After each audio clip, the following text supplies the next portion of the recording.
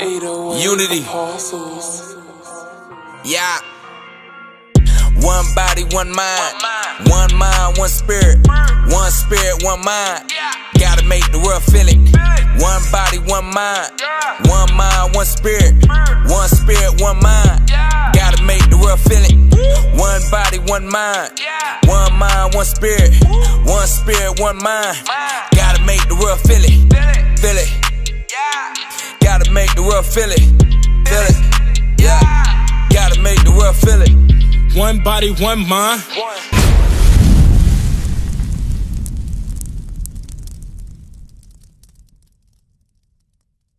Hey, shalom, family. Most High in Christ bless you all. Happy Sabbath. For those listening online, Most High in Christ bless you all too. Happy Sabbath. Today's class is entitled Proverbs 31 or 31 Problems.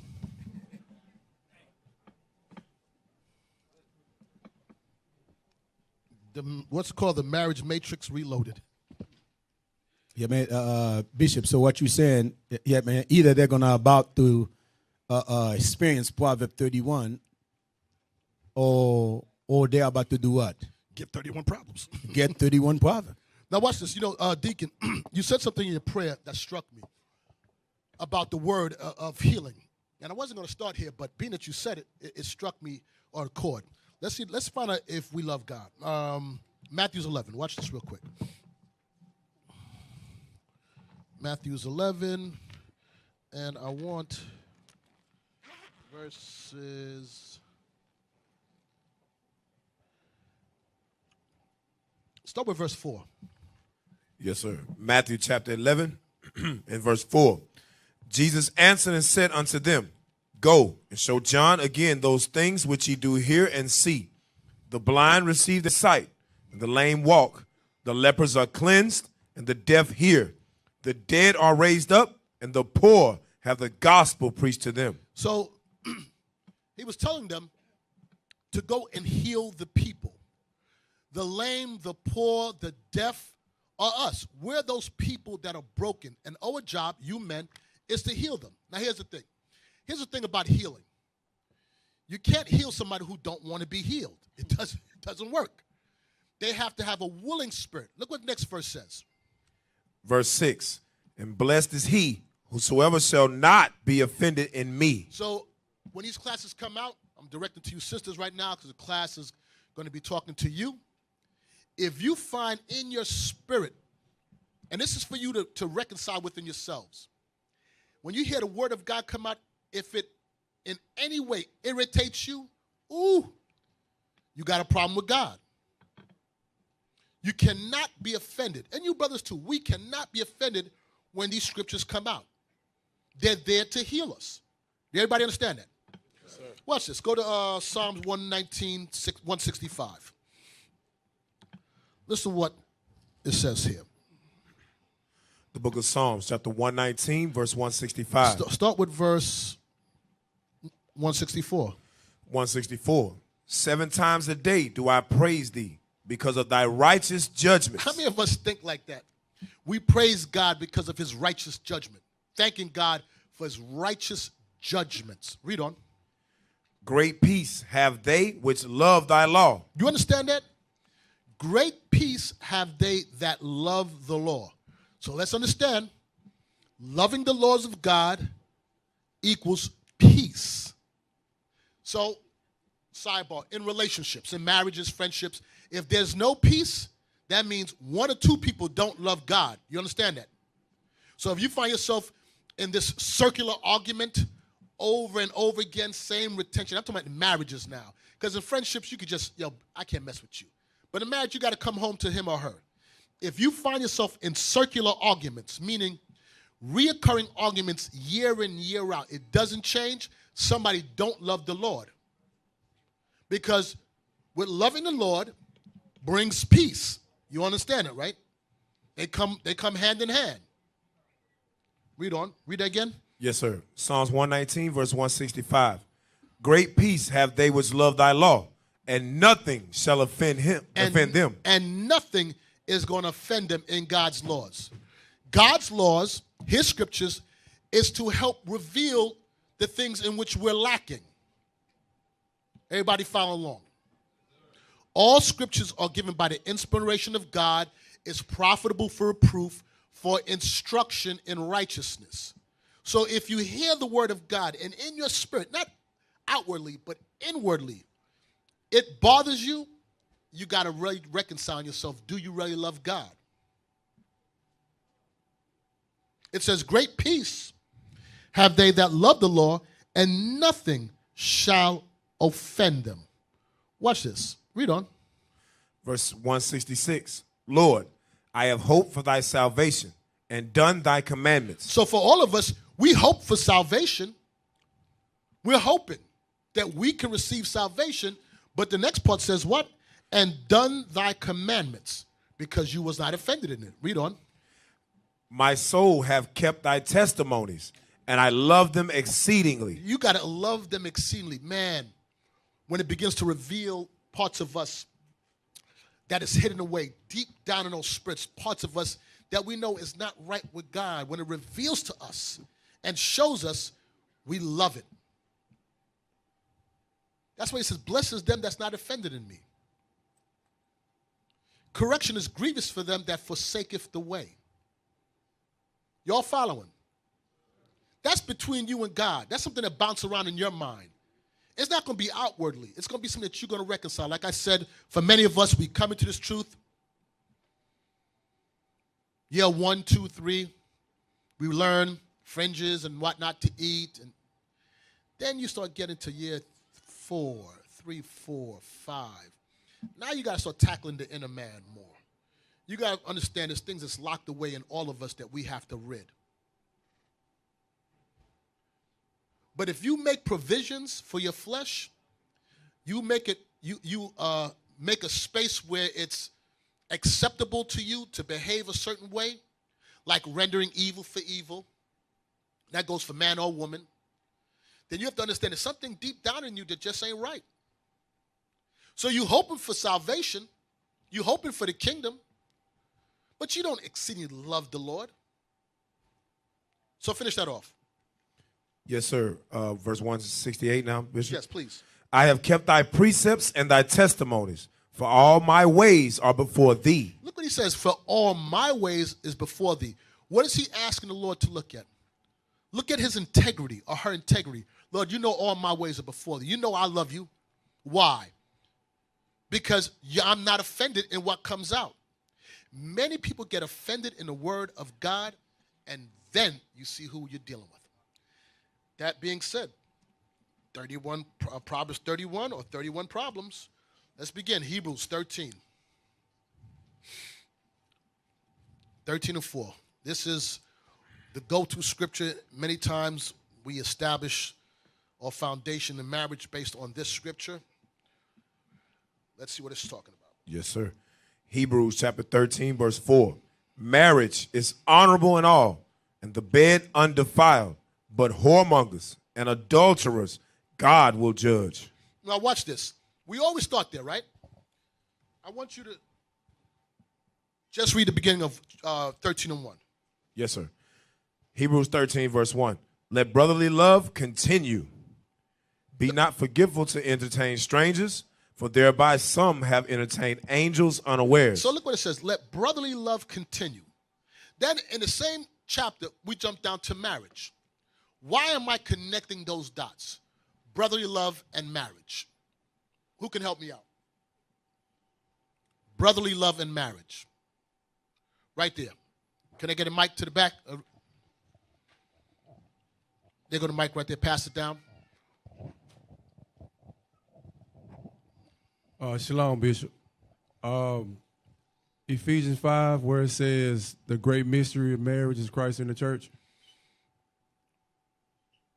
No. Brotherly love and marriage. Let brotherly love continue. And then I'm linking it with marriage. Shalom, leadership. Because the Most High is beautified in both. No. Let's go to Peter's. Watch this real quick. Yes, sir.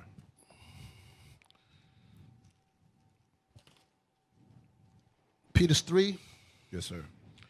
Verse 8. 1 Peter 3 and 8. Yes, sir. 1 Peter chapter 3, verse 8. Finally, be ye all of one mind, having compassion one of another. Love as brethren. Be pitiful, be courteous. Look what it says in marriage. It says, husband and wife have the love as brethren. Why is God associating a husband's and wife relationship and telling them, mimic the relationship with brethren? Who can help me with that? Pass the mic back. Shalom, Bishop. So before you can deal with your wife, you got to deal with her as a sister first. Have that brotherly love or that sisterly love. Okay, but why? Maybe I don't know. You know me, I have problems asking questions, or maybe I just don't get the answer I want. Good, right here. Hey, shalom, Bishop. Basically, the husband and wife got to have that same love, that same loyalty that two brothers got.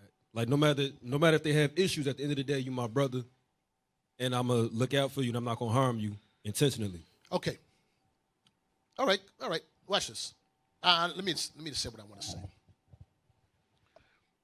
When it says, finally be all of one mind, having compassion one another, love as brethren. The love of brethren, brothers will hang out with each other and spend time together because they genuinely care for each other. And you know it's general because at the end of it, we ain't sleeping with each other. With a woman, the end result, you don't get sex. So you have a vested interest. If you're kicking with a brother, it's because we meet at the mines. We cool. It's saying, woman, you better get his love that way, that he just likes to be around you just because. You understand that? So you women, your mind after his mind. You got to find, and we're going to go through it, find the space, the scriptures, the way that you move yourself in accordance to how he's moving, that he just wants to be around you. And it just ain't because of sex. He likes to kick it with you. Y'all get that? Okay, where was it before that? Oh, marriage is honorable, right? Let's go back. Yes, sir. Hebrews 13. Hebrews chapter 13, verse 4. Marriage is honorable in all, and the bed undefiled. But whoremongers and adulterers, God will judge. This says marriage is honorable in all. Do me a favor real quick when you get a chance. Look up the word honorable. So it says marriage is honorable in all, and the bed or the marriage is undefiled. But the second part says, but whoremongers and adulterers, God will judge. So what does it say about honorable? Right there, I want that. Read that for me, the first one. Yes, sir. Honorable. Bringing or worthy of honor. Can you drop that screen down on similars? Right there. Morally correct, honest, moral, ethical, principled, righteous, right-minded, full of integrity, decent, respected, respectable, venerable. Okay, do me a favor. Scroll down a little bit. Okay. Back up a little bit. I'm looking for the word. Look at these. Look at what it's saying. Trustworthy, dependable, reliable, virtuous, high principle. So God is saying marriage is honorable. It's dependable. It's faithful. It's distinguished. It's a good thing to get married, to take a wife, or for a woman to take a husband. In God's eyes, it's good. But we're going to get back to that. Now let's deal with the next part. But he said what? But whoremongers and adulterers, God will judge. God said, but the other end, whoremongers and adulterers, God will judge. We're going to come back here. Let's go to Corinthians, 1 Corinthians, I want 6. 1 Corinthians 6, and I want verse 15. Yes, sir. 1 Corinthians chapter 6 and verse 15. Know ye not that your bodies are the members of Christ? Shall I then take the members of Christ and make them the members of an harlot? God forbid. Read on. What? Know ye not that he which is joined to an harlot is one body? Do you understand what God is saying? That when you join yourself to a harlot, you become one. So what is he showing us? That there's a connection through intimacy. There's a connection made through intimacy. So with a husband and wife, there's a connection made through intimacy. Why am I stressing that connection that's made? Because when that connection is made, guess what? Your mind after his mind. Here's the point for women. I would assume, safely assume, that when a woman offer up herself to a man, she's putting herself in the most vulnerable position that she can ever be in. If you're willing to do that, why would it be hard to obey a man? He could leave you with a baby, leave you with diseases, whatever it might be. Why would you put yourself in the most vulnerable position, but then when it comes to listen to him, you won't? You don't want that connection there. Or you do, but you want the connection to flow the other way. Watch this. So let's finish off. Yes, sir. Verse 16. Verse 17. Or verse 17. But he that is joined unto the Lord is one spirit. Right? But he that is joined to the Lord is one spirit with the Lord. And if he's one spirit with the Lord and you married to him, you're going to be one spirit with him. Read on. Flee fornication. Every sin that a man doeth is without the body. But he that committeth fornication sinneth against his own body. Read on. What? Know ye not that your body is the temple of the Holy Ghost, which is in you, which ye have of God, and ye are not your own? Don't you know that our bodies are the temple of God where he's housed himself, and that our bodies does not belong to us? So for the women again, you lay down, and even for the men, but I'm dealing with the women. Women, you lay down and you let this man enter into you, but you're not subject to him. Do you know that God made you for him? God made the woman for the man. The man wasn't made for the woman. The purpose of the woman was to be a helpmeet for him. Watch this. Let's read on. I'm going to get to it in a second. Yes, sir. Verse 20. For ye are bought with a price. Therefore glorify God in your body and in your spirit, which are God's. You glorify God in your body. You glorify him in what? What do you mean in your body? In your actions, you're going to glorify God, and in your spirit, with your mind. So the way you think, the way you behave is going to be to glorify God. Likewise, you women, a silent and loving wife is a gift from God. So for you men, women may glorify you in their body in the sense of doing what I want them to eat, here you go. I want them to drink, here you go. But sometime in their spirit, they don't like it. In their spirit, they don't receive it.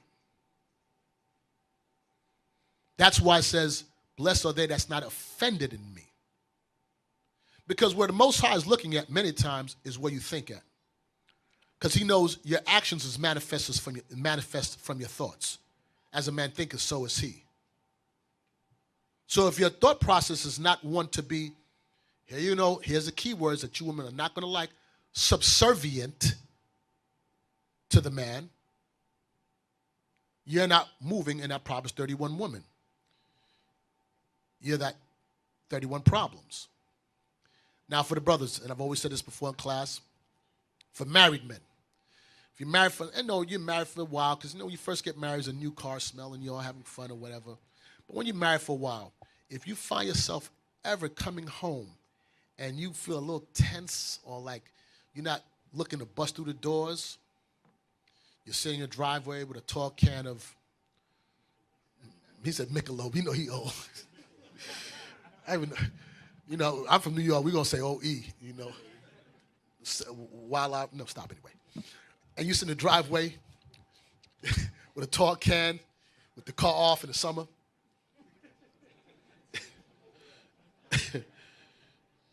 And when you finish a can, you crush it. You walk inside. You know you got some problems. If you with me, he come through the door, and you see him, and you're not overjoyed, you all know you have some real problems. But watch this. Let me move on. I'm going to take too long. Now watch this. Chapter 7, verse 1. Yes, sir. The book of 1 Corinthians, chapter 7 and verse 1.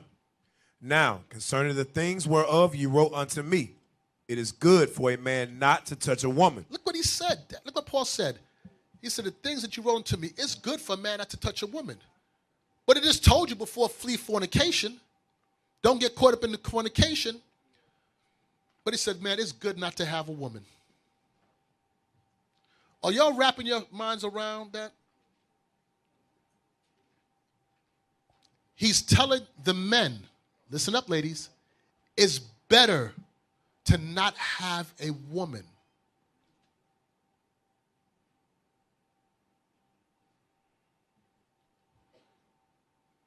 I'm pausing because I want you all to think. He said life is better off not having a woman. You brothers understand that? But what does he say next? Verse 2. Nevertheless. But even though life is better off not having one, nevertheless. To avoid fornication, let every man have his own wife. Stop. But nevertheless, to avoid fornication. So what is this saying about men? That life is better off without a woman. But the urge for one is even stronger. That's what y'all possess. Y'all possess something that we know it's not really worth all the headache, but I can hook them. And in our mind, we know it ain't good. Not when I say no good, meaning I don't righteous marriage. We know because with that it comes responsibilities, it comes headaches, it comes this and that. And with all that, I'm going to take it anyway. See how the men laugh. All the married men understand. Yeah, we better. I don't know. It's, give me Matthew 19. We're going to come back in a second. Watch this. He said, nevertheless, even though it ain't good to have one, but boy, we need him. And for us married men, we know exactly what that scripture means. What it says. 19 and let's get to the point. So in this case, start with verse 9. Verse 9. Matthew chapter 19, verse 9. No, start a little higher. Start with verse 7. Verse 7. They say unto him, why did Moses then command to give a writing of divorcement, to put her away? So they asked him, why did Moses give us a law of divorcement if it wasn't supposed to be like that from the beginning? Read on. He saith unto them, Moses, because of the hardness of your hearts, suffered you to put away your wives. But from the beginning, it was not so. Look what Christ came back and told the apostles. Moses gave that law because of the hardness of your heart. So I'm asking now, what is it when you take a woman? You take her because you love her, you want her, but now you want to put her away. It says, because of the hardness of your heart. How did your heart become hard? What happened that now you become hardened in this relationship? Marriage must not have been good. Something had to have been wrong that you become hardened in the marriage. And many people, after many years, secretly live that life. They're just hardened in the marriage. I got just what I got, damn it. He says, it's better not to take a wife. Nevertheless, that urge is too strong for you not to take it. So it's because of hardness of the heart, Moses suffered you to put them away. Read on. Verse 9. And I say unto you, whosoever shall put away his wife, except it be for fornication. So look what Christ came back. He just cut that road down real narrow. He said, for whosoever put away his wife for any reason other than fornication, read on, shall marry another, committeth adultery. And whoso marrieth her which is put away, doth commit adultery. it says you commit adultery and you cause her to commit adultery. You're guilty of that also. Read on. Verse 10. So here's the point. You're not just guilty of your own adultery. You're guilty of causing her and that dude to commit adultery. God said, I'm judging you for all of that. Read on. Verse 10. His disciples say unto him, This is what the disciples that was moving with him said. if the case of the man be so with his wife, He said, damn, so you telling me that the only reason I can get rid of her unless she fornicates? Read on. it is not good to marry. They're saying, damn, so I'll be on the hook then. If I take her and she can give me all manner of problems, but she's not a whore, you know what? I think it's better not to marry. I think it's better not to take a woman. Look what he says. Verse 11. But he said unto them, all men cannot receive this saying, save they to whom it is given.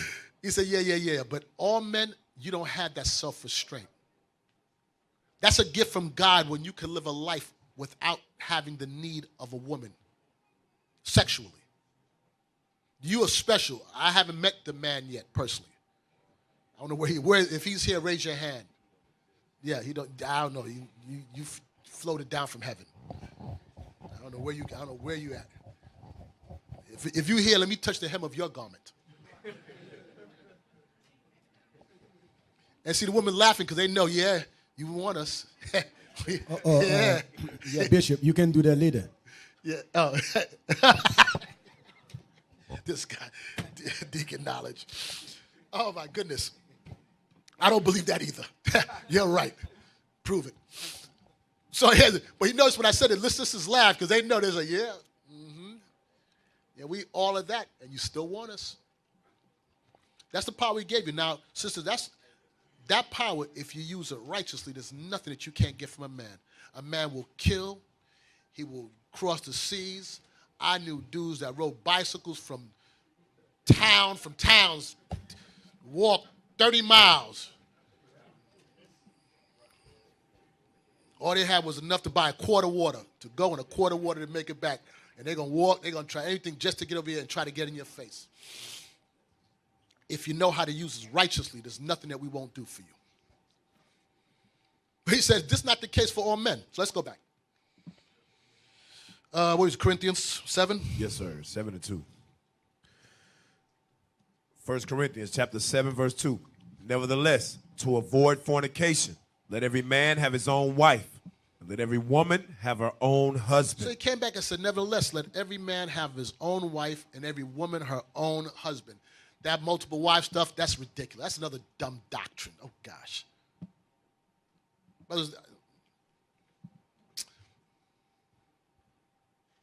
You got brothers with multiple wives right now and is begging online for help financially.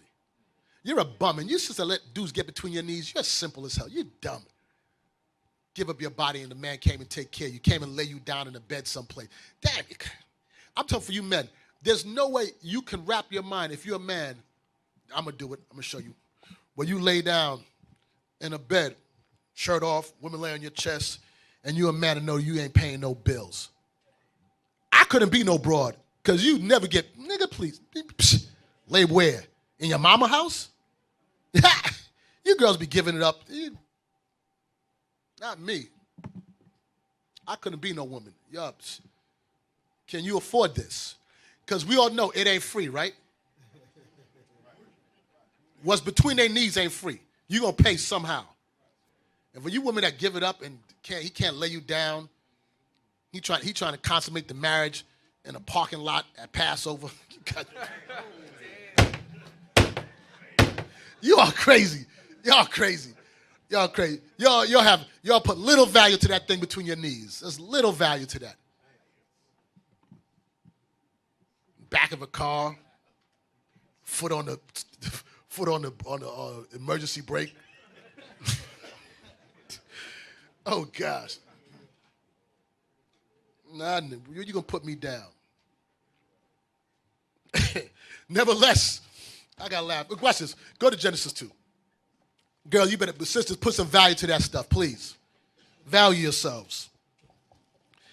And men, too, you value yourself, too. You got to look at the woman and say, is she worthy of me placing my sperm in her womb? You shoot your stuff to any. Now, is she worthy enough?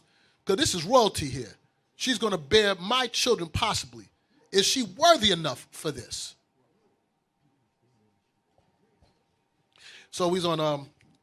So Bishop, Yeah. what you say, that sister come with a gift? You are the gift. No, she come with a gift. Well, you just saying that she have to protect the gift. Well, of course, yes. She needs to protect that. But the real gift is that sperm, because you're depositing that That's right. into her womb. Is the sperm that leave your body, is it royalty? So one sister said online, sisters, to hell with those men say, use the word, they're going to come anyway. Like, to hell with them. I'm like, yeah, they're going to come all over your face, you dummy. Stupid broad. you think, man, we trying to uplift these women. They fight, man. They don't come anywhere. Where you go? Yeah, we'll come. We'll come. Watch this. Genesis 2:18. Yes, sir. Genesis chapter 2, verse 18. The Lord God said, it is not good that the man should be alone. I will make him an helpmeet for him. You understand that? It says, God saw that it's good that man should not be alone. He will make a helpmeet or a help right for him. That was the purpose of woman being created, to be a helpmeet. And there is an honor in that. Sisters read that and they might process it as something less. No. God said, out of all the creations on the earth, I chose you men. And I'm going to give you a woman for you. And you're the women that was chosen to be for the sons of God. If that's no honor, to be called the wife of so-and-so and such that's out here laboring, that's out there on the corner last night when the brothers got their car shot up. That they out there trying to, I don't understand how people, women, I'm trying to get you to process this in your mind, is that you are the wives, daughters, sisters of the sons of God. That in itself is prestige. You was made to be a helpmeet that's right for him. Now watch this. Let's go back to Corinthians. Help me right for him. Corinthians 7. 1 Corinthians 7.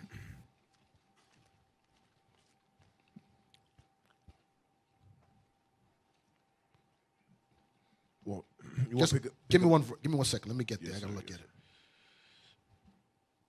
7 verse 27. Yes, sir. 1 Corinthians chapter 7 and verse 27. Art thou bound unto a wife? Seek not to be loosed. Art thou loosed from a wife? Seek not a wife. But, and if thou marry, thou hast not sinned. And if a virgin marry, she have not sinned. Nevertheless, such shall have trouble in the flesh, but I spare you. So what's it saying? If you have a wife, don't seek to be loose from her. Don't try to get rid of her. We just read that in Matthew 19. And it says, come back. It says, if thou art loose from a wife, don't seek a wife. Why is it telling you not to seek a wife? Why is Paul giving that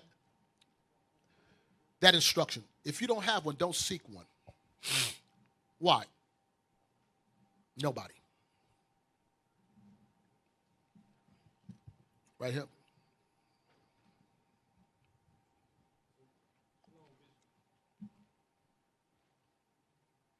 Shalom, Bishop. So that you can do more for the ministry. Okay, very good. Jump to verse 35. Verse 35. And this I speak for your own profit, not that I may cast a snare upon you, but for that which is comely, and that ye may attend upon the Lord without distraction. Yeah, so you can attend upon the Lord's business without distraction. We don't get out of here until we raise up 144,000 men our concern, honestly, ain't the women. Our concern is doing the job that we were hired to do. Doesn't mean that we don't love the women. Take care. No, that's not what I'm saying. What I'm saying, our focus, first and foremost, is loving God and doing what he told us to do. And in that, it's going to trickle down on how we deal with them. But the point was to serve the Lord without distraction. What is this distraction? Read verse 28. Verse 28. But, and if thou marry, thou hast not sinned. And if a virgin marry, she have not sinned. Nevertheless, such shall have trouble in the flesh, but I spare you. He says, but know for certainly you're going to have trouble in the flesh. Why? And the two shall be one flesh. You think it just happens, you get married and you two to one. No, that's not how it works. Everybody married know that's not how it works. That's when the work begins. When your minds have to be in sync. Becoming one flesh is not an overnight thing. That's why I always said in marriage, it is the biggest gamble you're going to take in your life. Children are born to you. Who your parents are is who they are. Friendships, you can let them go and come. Husband and wife, you better make sure you get all the information you need up front. You try his spirit, her spirit, because the last thing you want to do is wake up one morning and look over and be like, I can't stand his guts. Shit. Yeah, morning. Yeah. Y'all laughing. Tell me. After that sex wear off and then you got everyday life, you start saying, the sex is good, but that only lasts for whatever it is. After that, you got everyday life, the rest of the stuff you got to deal with. You're like, I should have took my time. I should have took my time. Watch this. Where we leave off at? Serve God without distraction, right? We read verse 28, Bishop. Okay, watch this. Corinthians 11. Yes, sir. Corinthians 11. Verse 8. 1 Corinthians chapter 11 and verse 8. For the man is not of the woman, but the woman of the man. Neither was the man created for the woman, but the woman for the man. You all better wrap that, sisters. You better wrap that around your mind. And for you simp brothers, you better wrap that around your mind. Man was not created for the woman, but woman was created for the man. Why did Paul have to tell the church of Corinth that? Because the women wouldn't shut up. They were running it, and a lot of these men sat back and let the women run the show. You brothers understand that? Sir. That's why it says a silent and loving wife is a gift from God. You're saying like a back and forth and debate, and don't tell me he's wicked because you chose him. Man was not, brothers, man was not made for the woman, but woman for the one. And these black women out here don't like that. I'm not talking about you in here, I'm talking about out there. Pray we ain't talking here. But we're going to shove it down your throat. And I don't care if you like it. You were made for us. God said that. Woman was made for man. You were meant to be his helpmeet, that he's not alone. Why? Was it because Adam needed help in picking names of the animals? No. To be a comfort to him. So he didn't go out there and deal with the women of the other nations. Read that again. Verse 8 and 9, Bishop? Yeah, 8 and 9. Yes, sir. 1 Corinthians 11, verse 8.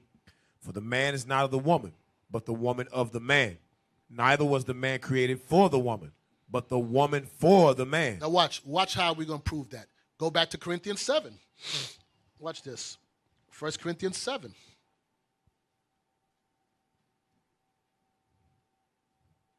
Verse 35 again. Yes, sir.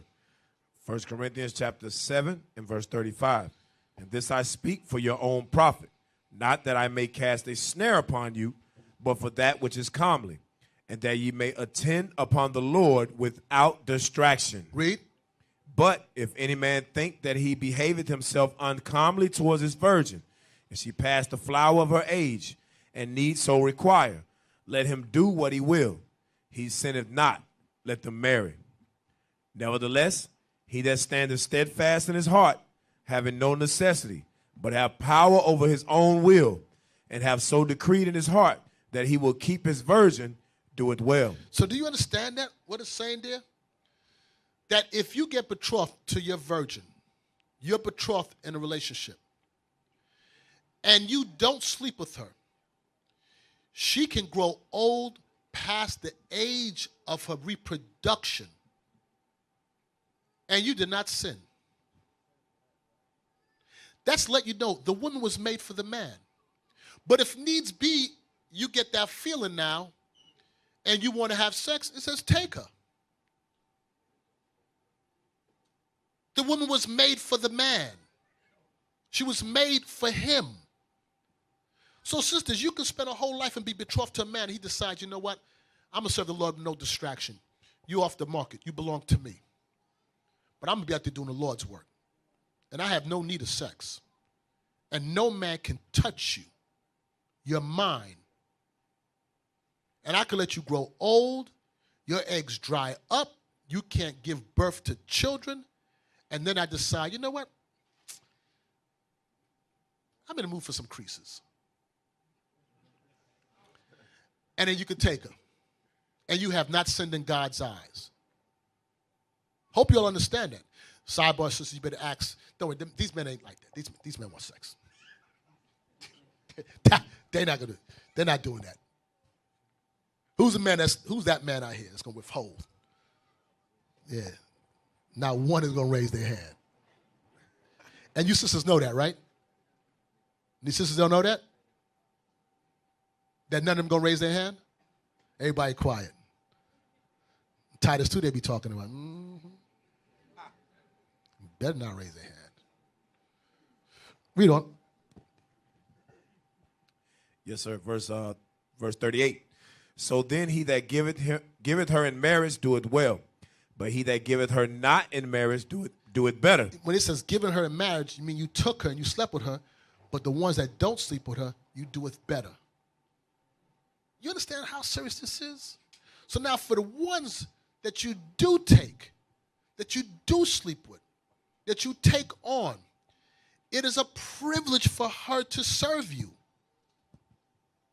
Her mind, you all sisters should be working from that mind that it's a privilege to serve this man. You're saying it's the man who God gave me. How do you say that? You lay it on your back. Genesis 3.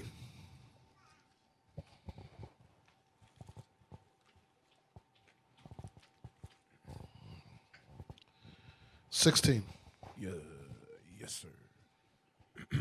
Genesis chapter 3 and verse 16. Unto the woman he said, I will greatly multiply thy sorrow and thy conception. In sorrow thou shalt bring forth children, and thy desire shall be to thy husband, and he shall rule over thee. Look up the word desire.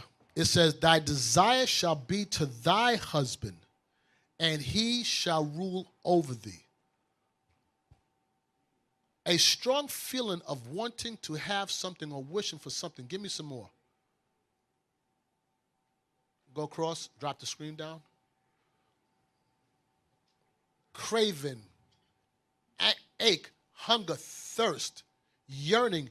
You're yearning. Listen what it says. Read that verse again now. Yes, sir. Genesis 3:16. Unto the woman he said, I will greatly multiply thy sorrow and thy conception. He says, I'm going to multiply thy sorrow and thy conception. Why? Because she did not serve her husband. She wanted to be equal with him. She wanted to be a God. Read on. In sorrow thou shalt bring forth children. He said, and now because of that, in sorrow you're going to bring forth children. You're going to have labor pains. It's going to be hard in childbirth. Read on. And thy desire shall be to thy husband. And thy yearning, thy craving.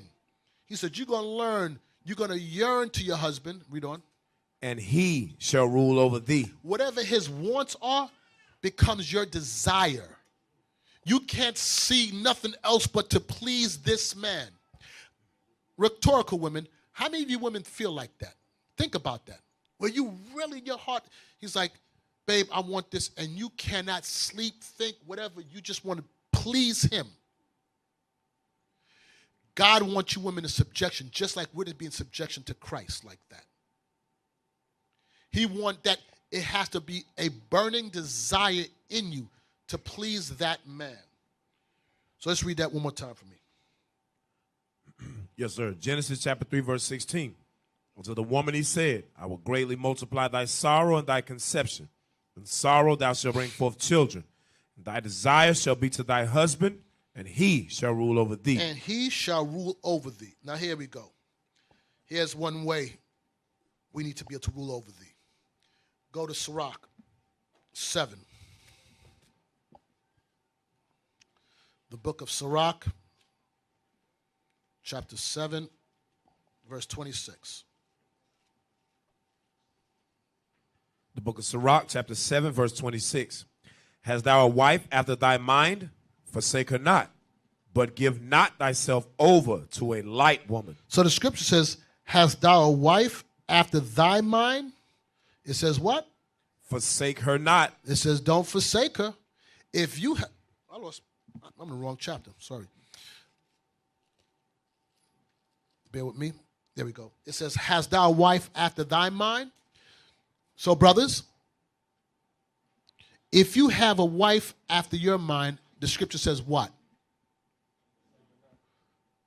I can't hear.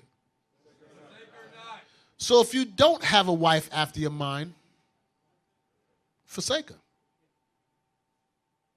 Look up the word forsake.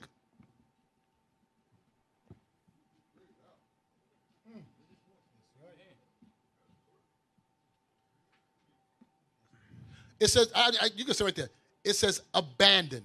Now, mind you, I ain't telling you to leave her. But let me help you understand what I mean by that. Because brother's about to say, no. I'm going to show you what abandon means when it says abandon her. It says, if you have a wife after your mind, forsake her not, right? And give not thyself over to a light woman. What is telling you there? If you got a wife after your mind, don't leave her for some stupid broad.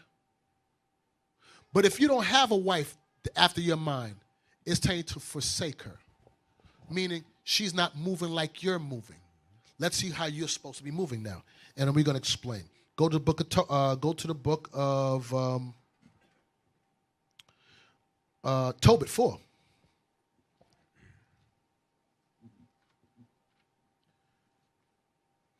Tobit 4 and 5. The book of Tobit, chapter 4, verse 5. My son, be mindful of the Lord, our God, all thy days. Stop. It's telling you, Tobit told son, be mindful. Remember, you're supposed to have a mind after your mind? And your mind is supposed to be what? After what? After the Lord. Read on. My son, be mindful of the Lord, our God, all thy days, and let not thy will be set to sin or to transgress his commandments. So your mind is supposed to be after the Lord. And her mind after your mind.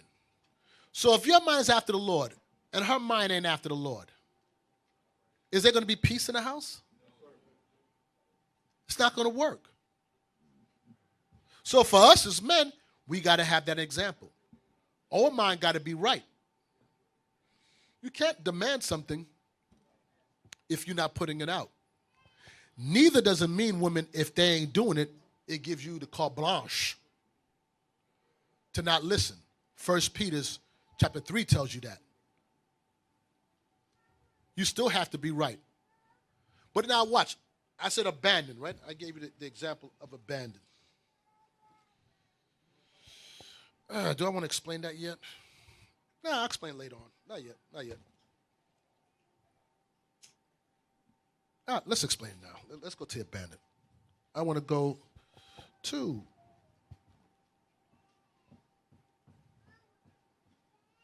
give me 2 Samuel's.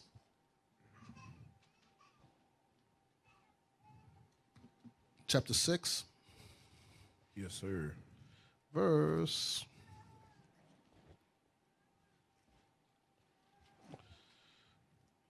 20.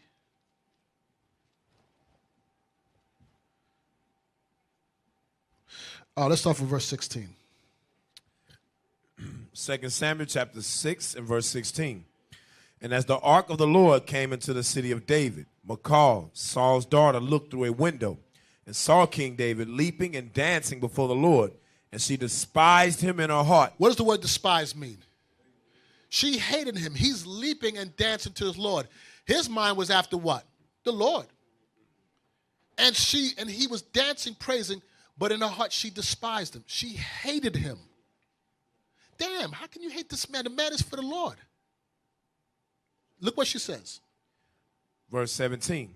And they brought in the ark of the Lord and set it in its place in the midst of the tabernacle that David had pitched for it. And David offered burnt offerings and peace offerings before the Lord. And as soon as David had made an end of offering burnt offerings and peace offerings, he blessed the people in the name of the Lord of hosts. And he dealt among all the people, even among the whole multitude of Israel, as well to the women as men. To every one a cake of bread and a good piece of flesh and a flagon of wine. So all the people departed, every one to his house. Then David returned to bless his household. So try to put your mind around this. He was out there doing the work. He was joyful. Bless everybody, the abundance he had. He came home now to his house to bless his house. Read on. Then David returned to bless his household. And Michal, the daughter of Saul, came out to meet David and said, how glorious was the king of Israel today, who uncovered himself today in the eyes of the handmaids. Stop. Imagine you coming home, and that's what you're coming home to. You walking in, it's a good day, things was good, and there's not words of comfort to greet you. A lot of times, heads up, sister, I'm going to put you up on a little game. If you do this, sisters, I guarantee you get your nails done. When you know your husband's coming home, you greet him at the door. Listen, I'm telling you, this is between me and you. If you greet him at the door and say, Shalom, my Lord, and really mean it, sisters be doing that, Shalom, my Lord, in front of other sisters. They don't rate it. When you're around, you just Chuck or whoever you are. When they get, yeah, hold on one second, sister. Yes, my Lord? Yes, sir? Yes? Oh, I'll be right with you. Yes, sir? Yes, my Lord? You're like, is Jesus here? Where's he at? Yeah, my Lord, my Lord. Then when they hang up, they have the phone. What? What? Hey, brothers laughing because they know it's true. But here's it. I'm going to give you some games, sis. And this is what the elder sister's supposed to be teaching the younger woman, but I guess I'll just teach it myself. Shalom, my Lord. Shalom, sis. How was your day? Good. I pray to God, and you got to mean it. I pray to God that you made it home safely. Praise God that brought home my Lord to me. Are you hungry? Do you want me to leave you alone? You want me quiet, right? I'll be quiet. If you need me, just call. Yeah, she will get everything. Yeah, she will get their credit card too. Yeah, and then listen, sis, if you just wait a little bit, not right away, give him a little bit, check on him, smile at him. Well, what are you smiling for? I love you, and you chose me. Then you wait a little longer. You come back. Hey, babe, can I get some money for my nails? He's going to give it to you. Brothers hate me right now. If he's got it, it's going to be very hard for him to say no. But if he come to the door and you ain't there to greet him, after he went out there and bust to bring home this dough. But sidebar, if you them dudes that sit home and play video games, oof, gosh. one of my things I ask the Lord in life, because I have daughters, as they get older, don't waste your time even coming to me. I'm not listening to you. If you're a video game player, and you can't, don't even waste your time even asking me. I'm telling you, not you won't even get out the batter's box. Okay, sidebar. What's the last thing I said before that? Lost my train of thought. Oh yeah, but you met at the door. You're like, or you don't even greet him. You don't attend to him. How many of you sisters who are married online right now, all your husbands are here? How many of you sisters, before he left, got up, made sure his garments are pressed, his clothes are right, there's no holes in his pocket? How many of you sisters stick your hand, old school sisters understand it, where you stick your hand in their pockets to clear the pockets out before you wash it? You trifling, young, stop on. You ever stuck your hand in pockets and feel their pockets and say, oh, they got holes, and stitch it up? How many of you see his sock got a little hole in it and you get a light bulb, you just while you on Instagram all day doing, I can't stand that. One thing I hate is a pretty girl that ain't blue collared. You look good, but you just look good. You just look good. How many of you ever just put your hand in his pocket and pull it out to make sure there's no paper in it before you wash his clothes?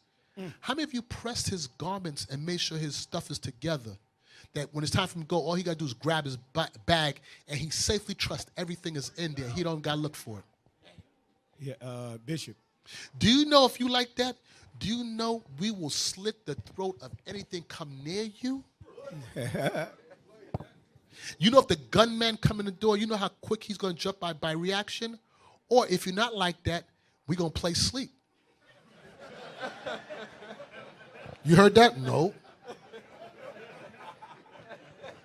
Hey, in my house, depending on how my wife deal with me, depending on what side of the bed I sleep at. If she ain't dealing right, I sleep on the side of the bed away from the door. If she's dealing right, I sleep closest to the door.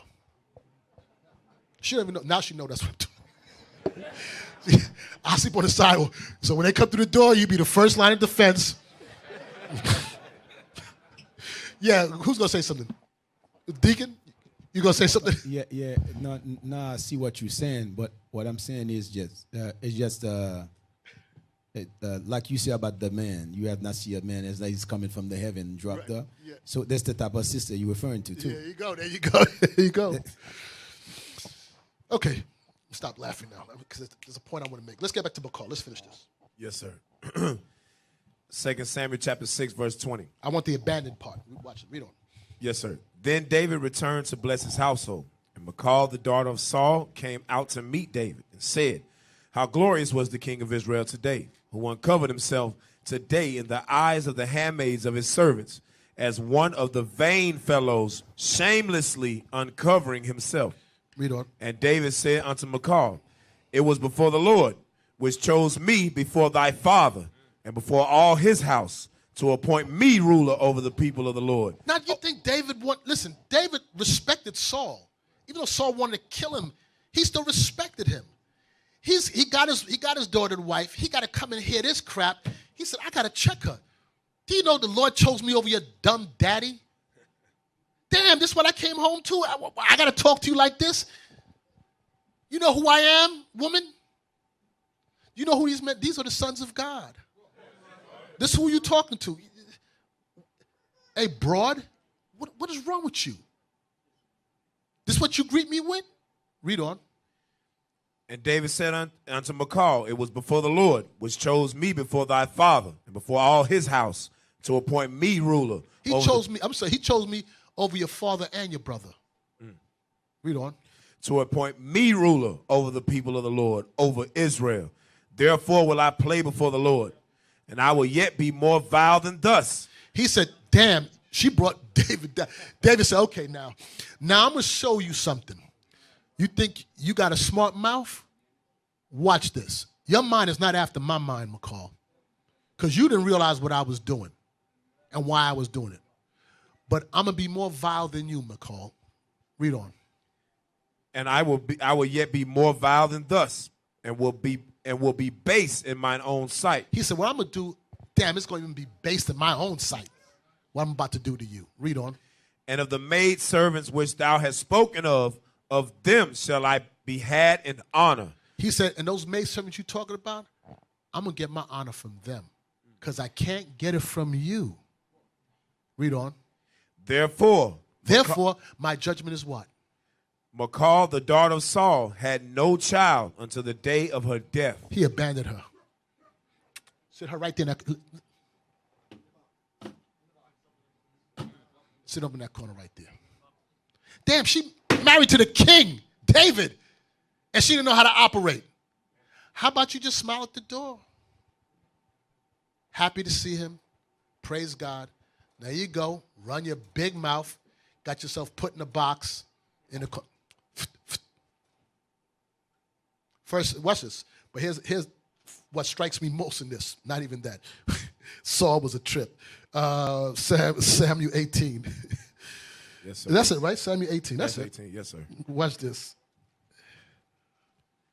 Samuel 18, verse 20. Yes, sir. 1 Samuel, chapter 18, verse 20. And Michal, Saul's daughter, loved David. And they told Saul, and the thing pleased him. So wait a second. Saul's daughter, she loved David. She loved him until she married him. She loved the mystique of who David was. She wanted a rod. She loved him. And then when she got him, she didn't know how to keep him. That old Judite woman, Betty Wright, said, you have to learn your man to earn your man. She understood it. You women don't understand how to learn these men. Learn your man's small little nuances, what he like and what he don't like. Y'all don't know how to work that. Y'all still be trying to beat him over the head, bludgeon him, then finesse. Read on. Yes, sir. Verse 21. And Saul said, I will give him her, that she may be a snare to him. Gosh, oh, damn. Damn, even her daddy knew. This woman is a bit much. I'm going to give her to David because I can't stand his guts. I'm going to give him a problem. Yo, Saul was not easy. Listen, on behalf of the tribe of Benjamin, Judah, we apologize. Yo, because that was mean. That was mean. He didn't do that. He didn't deserve that. Damn. Yeah, we sorry, man. We sorry. And Benjamin, we be having those macaws. I'm telling you, them Jamaican women, boy, they hard to deal with, boy. Not that the rest of you Judites ain't, but I just know. Even when they're happy, they sound like they're upset. What's wrong? Nothing. They don't even know how to smile. Okay, this is going to read on. Verse 20. 1 Samuel chapter 18, verse 20. 21. And Saul said, I will give him her, that she may be a snare to him, and that the hand of the Philistines may be against him. Wherefore Saul said to David, thou shalt this day be my son-in-law in the one of the twain. You understand, man, we just read that she was a snare to him. But it says that the hand of the Philistine might be against him. She's going to be such a problem to him, it's going to cause his enemies to have the upper hand. That's what he was hoping to damn. Some of you women, man, y'all be trying to give your husband over to the enemy. Trying to get these dudes locked up. Damn. You know you sleeping with the enemy? That was his life. Saul said, she's so bad, it's going to cause him so much grief, it possibly will give the Philistines the upper hand. How was that? The grief that you're dealing with. Now you got to go out there in the world and go tackle the enemy, but you still got this plague with her. She's a distraction. Women don't want to be no distraction to your man. You want to help motivate him to be the best prophet he can be. It is in your best interest to help bring the best out of him. Make life with you so easy breezy that he don't have to think about stress. He come through the door, everything is cool. Watch this. Go from that to Sirach 36. Might be a hard pill to swallow, but either you're going to be a Proverbs 31 woman or you're going to bring 31 problems. 36:23. Sirach chapter 36, verse 23. If there be kindness, meekness, and comfort in her tongue, then is not her husband like other men. You know what I get out of that? What do you? Let me see if anybody get what I get out of it. Who wants to take a shot at that? What do you think I get out of that? Nobody. Right. Yeah, shalom. Where's the microphone? Mike, tell me if you get what I get. Shalom leadership. So if the wife has, was it kindness, all those things in her tongue, she's being taught by a righteous man those things. So that's not common among men. Gosh, I'm so jaded. That's not what I get out of it. I don't get that. This is what I get out of it. Watch. Read again, Cap. Sirach 36, verse 23. If there be kindness, meekness, and comfort in her tongue, then is not her husband like other men. I just get, then is not her husband like other men. That's what I get out of it. That means all of us got a wife that ain't like that. There's one woman out there that's special that, damn, all us got the regular ones, the other ones. This one got something nice. Damn, ain't that a punch in the mouth to women? It's like damn, is his wife an alien? She's not like old wives. His wife is kind. She said something nice to him. Where did she come from? Where did she come from? Which planet is she from? Check her back and see if she has wings. She float down from heaven? Read that verse again for me. If there be kindness, meekness, and comfort in her tongue, then is not her husband like other men. She's rare. She's not that average woman. She's different. Now we're going to jump back a little bit. We're going to come back and revisit these again. Watch this. I want to go to Proverbs 31.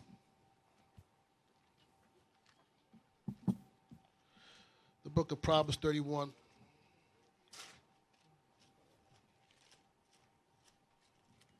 We'll start with verse 1. Proverbs 31, verse 1. The words of King Lemuel, the prophecy that his mother taught him. What, my son, and what the son of my womb, and what the son of my vows? Give not thy strength unto women, nor thy ways to that which destroyeth kings. So give not thy strength unto women. Give me Sirach 33. You're going to come right back here. Give not thy strength unto women. Sirach 33, and I want verse 18. Sirach 33, verse 18. Hear me, O ye great men of the people, and hearken with your ears, ye rulers of the congregation. Let me tell you, his son was King Lemuel. Read on. Give not thy son and wife, thy brother and friend, power over thee while thou livest. Read on. And give not thy goods to another, lest it repent thee, and thou entreat for the same again. As long as thou livest and hast breath in thee, give not thyself over to any. For better it is that thy children should seek to thee, than that thou shouldest stand to their courtesy. Read on. And all thy works keep to thyself the preeminence. Leave not a stain in thine honor. You understand that? You leave a stain in your honor when you don't keep to yourself the preeminence. That was the instruction that a mother was giving her son. She's like, son, don't have no woman rule you. That's what the elder women is supposed to be teaching their sons. To put that in their mind. You're a son of God. Don't have no woman ruling you. And a lot of brothers, I'm telling you, a lot of brothers be getting ruled by their wives. I'm going to tell you something. The greatest of Jezebels are not the ones that rule their husbands. It's the ones that rule their husbands, and their husbands don't even realize they're being ruled by them. They got you so programmed, they're ruling you. You don't even realize they're ruling you. They're moving you. That's how good their finesse game is. They be sealing instruction in your ears at night. And go tell the bishop. And you be like, yes, my Lord. Bishop, I feel like, next you know, she told you and you be saying, but you know, I feel like this is not right. Meanwhile, it wasn't even your thought. She done worked the middle and then sealed the instructions in your head and sent you out. You friggin' messenger. Go. Run. I feel like, I think, where we at? Go back to Proverbs. Proverbs chapter 31, verse 3. Give not thy strength unto women, nor thy ways to that which destroyeth kings. Watch this. Go to 1 Kings. We know this history. 1 Kings 21.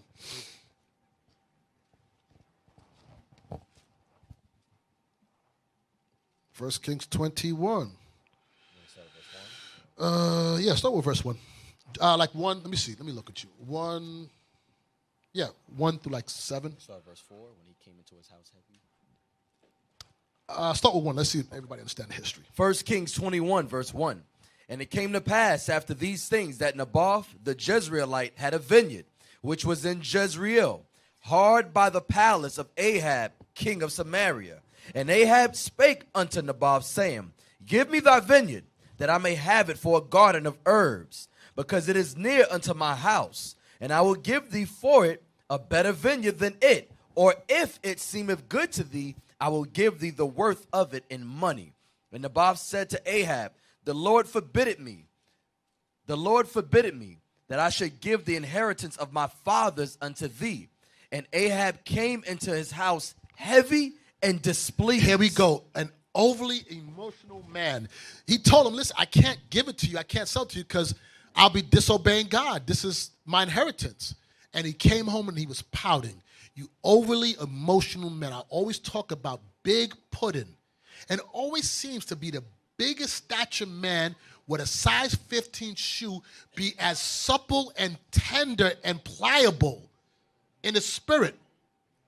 And their wife be 4 foot, and they got you, and you be walking around, Be big old lurches. Read on. Come home displeased. Then you come home emotional. I couldn't get what I wanted, like a big baby crying. Read on. He's the king. God. Read on. And Ahab came into his house heavy and displeased, because of the word which Naboth the Jezreelite had spoken to him. For he had said, I will not give thee the inheritance of my fathers. And he laid him down upon his bed and turned away his face and would not eat no bread. This dude went into depression. he went laid on his bed. In my mind, when I read it, I play it out. I wish I could get up and do this. This would be a good play. Big kid. And look what happens. But Jezebel, his wife, came to him and said unto him, His wife walked in. What's wrong with you? Why is thy spirit so sad, What's wrong with you, baby? that thou eatest no bread? You not hungry? And he said unto her, Because I spake unto Naboth the Jezreelite, and said unto him, Give me thy vineyard for money, or else, if it please thee, I will give thee another vineyard for it. I told him I'll buy it or I'll give him whatever he wants. That's what's wrong, baby. Read on. And he answered, I will not give thee my vineyard. He told me no, mommy. Jezebel. He told me no. Read on. And Jezebel, his wife, said unto him, Dost thou now govern the kingdom of Israel? She said, you don't got the testicular fortitude? Well, you a man? I'm telling you something, brothers, real talk. Here's the oxymoron of this thought. A woman generally wants a strong man. They're attracted to strong men, leaders. But here's the oxymoron. They just don't want you to lead them. they like it. They like you a leader. When the gunman come in the house, in the bedroom they will lead her. Outside of that, nah. She said, aren't you the governor of these people? You're the king? Read on. And Jezebel his wife said unto him, Dost thou now govern the kingdom of Israel? I lost my place. What Verse 7. Okay, read on. Arise and eat bread, and let thine heart be merry. I will give thee the vineyard of Naboth the Jezreelite. Gosh, what a smack in the face. She said, rise and eat. I got this. I got this, Negro. Eat. Get some to eat. Get him some supper. Verse 25. But there was none like unto Ahab, which did sell himself to work wickedness in the sight of the Lord, whom Jezebel his wife stirred up. His wife stirred him up, had him, worked him up into a frenzy. She had control of his thoughts, his mind, moved him the way she wanted to move him. Why? She saw weakness in him. Instead of her knowing that what he was doing wrong, and said, hey, my king, my Lord, he is right. That land is his father, and God commanded him not to do that. Then there's other land that you can get. She said, nah, you know what? I'm in control. Don't worry, I got this. And stirred up his spirit, moved him. Watch this. Let's go from that real quick. Judges 16.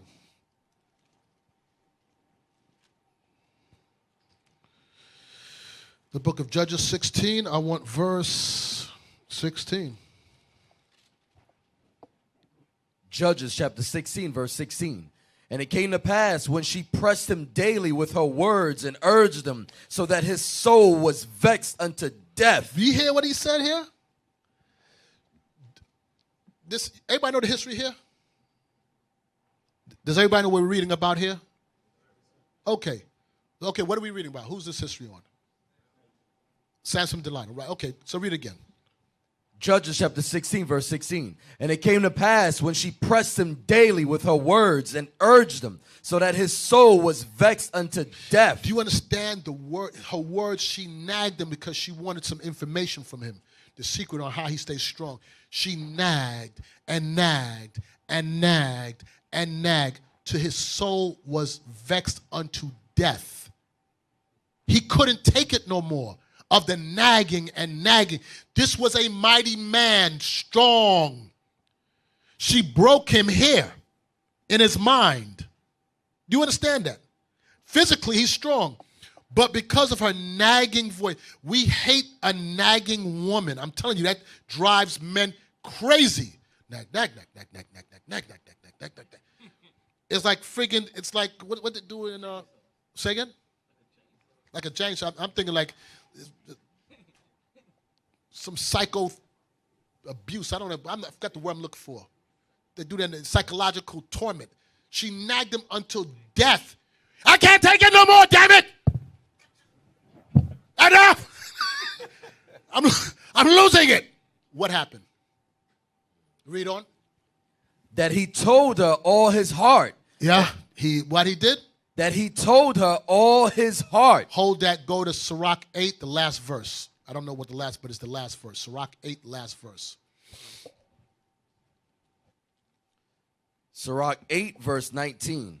Open not thine heart to every man, lest he requite thee with a shrewd turn. You better have the statistical fortitude that, you know what? Don't open your mind. Don't tell your wife everything. You there bearing your whole soul.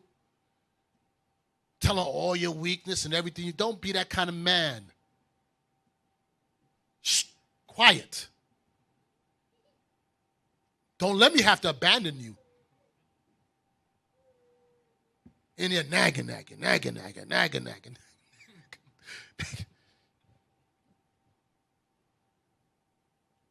Can't say the things I want to say. But you all get it, right? Let's go back. Nagging. Verse 17, 16, 17. Judges chapter 16, verse 17. That he told her all his heart and said unto her, there hath not come a razor upon mine head, for I have been a Nazarite unto God from my mother's womb. If I be shaven, then my strength will go from me, and I shall become weak and be like any other man. Read on.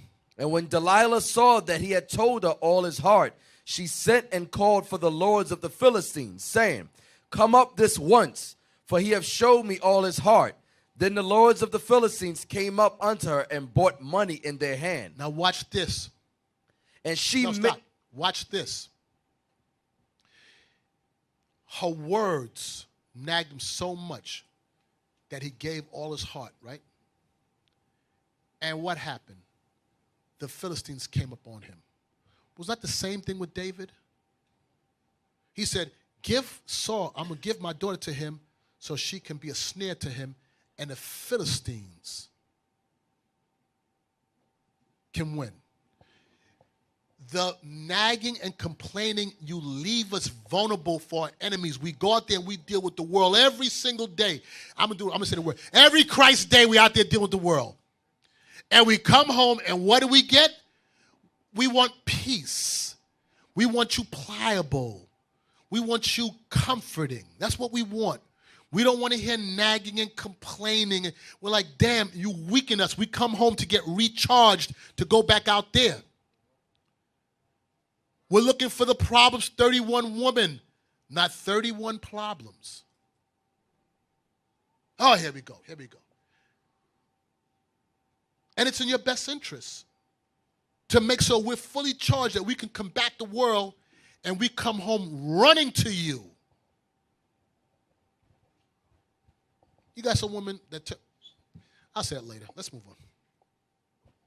And she made... That's enough. Okay. Watch this. Proverbs 9. I want the word clamorous.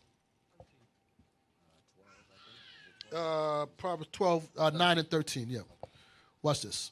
Proverbs chapter 9, verse 13. A foolish woman is clamorous. She is simple and knoweth nothing. A foolish woman is clamorous. Let's look up the word clamorous.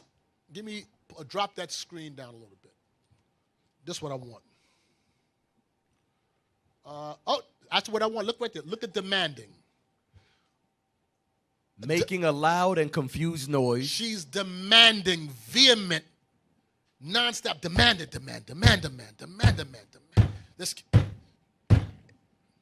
A foolish woman is clamorous. She's demand. So if you got a wife that's clamorous, that's always arguing, demanding spirit, overbearing spirit, sisters, it's not the kind of woman you want to be. It says a foolish woman is clamorous. What? She is simple and knoweth nothing. It says she's an idiot and knoweth nothing. What do it mean she doesn't know? She has not learned yet how to work her man. You don't work him by being clamorous. That's not how it works. You're not going to receive the desired results that you're looking for in that. You're destroying him and destroying your relationship. Hope you sisters understand that. Drop that. Sirach 26.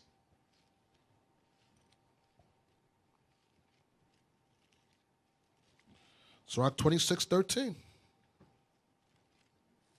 Sirach chapter 26, verse 13. The grace of a wife delighteth her husband, and her discretion will fatten his bones. Watch this. Give me the definition of grace. I want grace.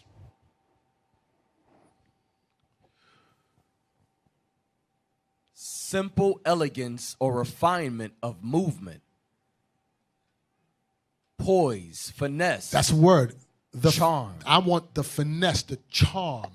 It says, leave that on the screen right now. The grace of the wife delighteth her husband.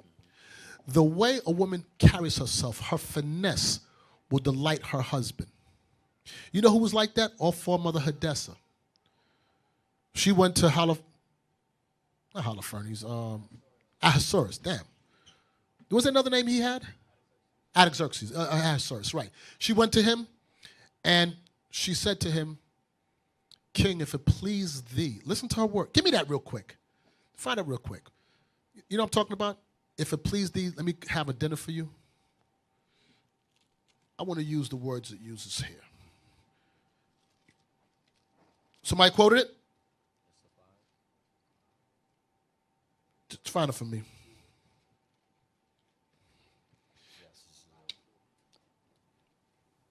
You got it?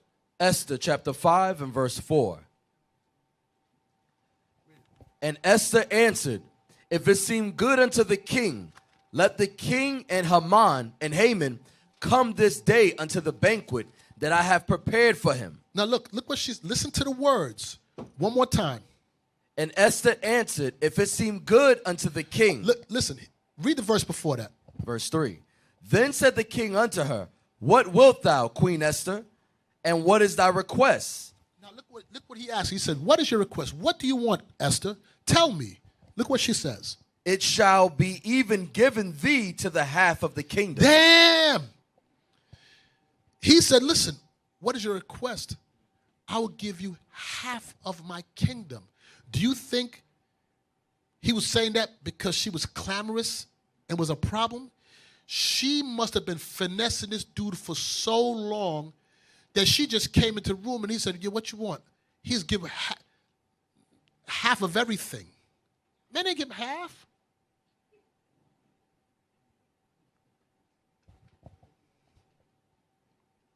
Look what she says.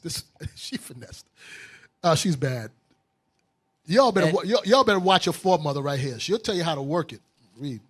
And Esther answered, if it seem good unto the king, let the king and Haman come this day unto the banquet that I have prepared for him. So she said, if it seem good unto him, I'll give you half my kingdom. And she turned and said, okay, but if it seems all right with you, my lord, I want to invite you to this banquet. Read on. No, but she said, invite who? Haman. You and Haman. Now, why is she inviting Haman to the banquet? Hell, he got to do. She's trying to impress her husband. She was smart.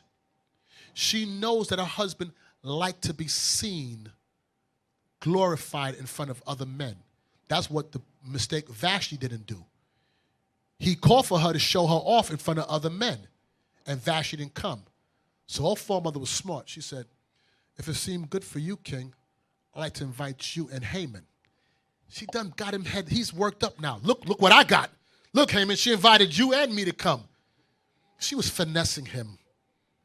She didn't give a damn about that crown she had on her head.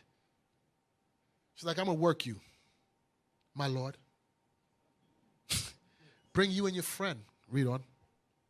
Then the king said, cause Haman to make haste, that he may do as Esther have said. Do you understand what he said? He said, hey, tell Haman, hurry up. I don't give a damn. My wife, the queen, called you. Hurry up. She rented space. She got her hand so far up his rectum right now. She's like a puppet. Just move for me, Negro. Do what I need you to do. Go get your friend. He's like, yeah. Bring him. Read on. So the king and Haman came to the banquet that Esther had prepared. So now they came for the banquet that she prepared. Read on. And the king said unto Esther at the banquet of wine, what is thy petition? And it shall be granted thee. And what is thy request? Even to the half of the kingdom it shall be performed. He said, I'm here now. Now tell me what you want, what you need. I tell you, I'll give you half of all I have. Read on. Then answered Esther and said, my petition and my request is, if I have found favor in the sight of the king, and if it please the king to grant my petition. Look what she's still listen to the word. Damn, this woman is so bad. She's still giving him the preeminence. He's asking what you want. She said, what I want is if it's okay with you. And I want to know if you agree with this. She laying him down flat. That dude yielded the ghost. Read on. If I have found favor in the sight of the king, and if it please the king to grant my petition. Stop. Again, I want you to understand. She's asking questions where she already know the answer is yes. If I find favor. Do I find favor with you, king? Yes. If it please you, king? Yes. Read on. And to perform my request, let the king and Haman come to the banquet that I shall prepare for them. And I will do tomorrow as the king hath said. Then went Haman forth that day joyful and with a glad heart. She said, I want you to come tomorrow. If it please you, my king. If it doesn't, don't. She already know it please him. She asking questions she know the answer for already. The end of the moral story is what? Let's read it. Let's get to the point. But when Haman saw Mordecai in the king's gate, that he stood not up, nor moved for him, he was full of indignation against Mordecai. Nevertheless, Haman refrained himself, and when he came home, he sent and called for his friends, and Zeresh, his wife. And Haman told them of the glory of his riches, and the multitude of his children, and the things wherein the king had promoted him, and how he had advanced him above the princes and servants of the king. Read on. Haman said, moreover, yea, Esther the queen did let no man come in with the king unto the banquet that she had prepared but myself. And tomorrow am I invited unto her also with the king. Yet all this availeth me nothing, so long as I see Mordecai the Jew sitting at the king's gate. Read on. Then said Zeresh his wife and all his friends unto him. Let's get on to the point where they were at the banquet again. Chapter 7, verse 1. So the king and Haman came to the banquet with Esther the queen. And the king said again unto Esther on the second day at the banquet of wine, what is thy petition, What Queen you want? Esther? What you want? And it shall be granted thee. And what is thy request? And it shall be performed, even to the half of the kingdom. Then Esther the queen answered and said, if I have found favor in thy sight, O king, and if it please the king, let my life be given me at my petition, and my people at my request. For we are sold, I and my people, to be destroyed. Stop. This woman bad. She had him ripe. She set him up ripe, and he came back and said, listen, king, if it please you, I don't want to die. What you mean? Who gonna kill you? What you mean die? Point him out. What you mean? You and your people? What? Read on. For we are sold, I and my people, to be destroyed, to be slain, and to perish. But if we had been sold for bondmen and bondwomen, I had held my tongue. Although the enemy... Stop, slow down. She said, but if I was sold into slavery, I wouldn't even have told you. Slavery? Kill my wife?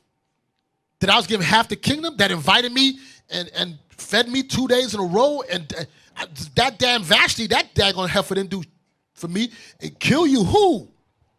Who is that man? Read on. I had held my tongue, although the enemy could not countervail the king's damage. Then the king Ahasuerus answered and said unto Esther the queen, who is he, and where is he, that durst presume in his heart to do so?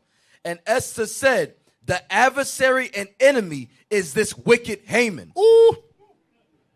Lord Jesus. I know right at that moment Haman got diarrhea. Right at that moment. Oh, God, I know at that moment his stomach just turned. Oh, damn. Somebody, we got to redo that as a damn. Trust me, he gave up the ghost. He looked around stunned like, what you mean? What? Read on. Then Haman was afraid before the king and the queen. And the king arising from the banquet of wine in his wrath went into the palace garden. And Haman stood up to make request for his life to Esther the queen. For he saw that there was evil determined against him by the king. He know he gonna come reach his death now. Read on. Then the king returned out of the palace garden into the place of the banquet of wine. And Haman was fallen upon the bed whereon Esther was. So he stepped out. Think about in the king's mind now. When the king heard that, he heard it was Haman. Haman is the second in charge. His mind is spinning. He walk out of the room. Yo, nah, he got to process this. He come back in. Haman's on the floor on the bed at her feet. He's like, yo, you trying to creep up on my wife? Yo, this guy. And sit back. Esther sat back just in the cut. Tell you black women, dangerous if you want to be righteous. Dangerous. We will slit the throat. But back to the point. I say this to say, all that had to have been staged prior to this. She had to have been moving away for him to even offer up half. Dudes ain't offer up half or nothing. Maybe you Judites, because you all love to give away everything. Because Benjamin, we ain't doing that. Benjamin, we ain't doing that. Judah be doing that, not Benjamin. Levi, I guarantee ain't give you nothing. Not Levi. But you Judites, you guys are, what we working on, y'all? Anyway, there had to have been something that was staged prior to that for him to even think like that. And wisdom reigneth down skill. She knew exactly what to say, discretion. She had a finesse in her to know, I'm going to work him and move him. But in godliness, not no wicked, because we ain't stupid. Yes, Deacon. Yeah, can I plead the fifth for the Levi? You just make a statement about Levi. Levi ain't giving up nothing. I know Levi. No, we're not like that, not at all. I know that. That's what I'm saying. I know Levi. No, we're the most compassion. Oh, no, kind. no, let's stop. Now you're going too far. That's right, the Levi. Not Levi. Not the Levites I know. Maybe they're raised in New York. I mean, in America. Not Levi back home. All right, let's go back. So everybody get the gist of that, right?